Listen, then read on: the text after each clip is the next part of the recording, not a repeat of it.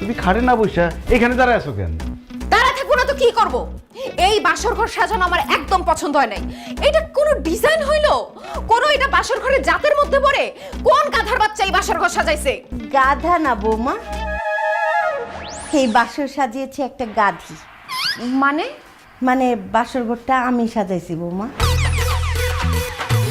আসলে মা হয়েছে কি, শান্তি আসলে জানতো না এই বাসর ঘর তুমি সাজাইছো, এই জন্য গাধার বাচ্চা বলে ফেলছে। যদি জানতো তুমি সাজাইছো তাহলে গাধা গাধি কোনোটাই বলতো না, ঠিক না?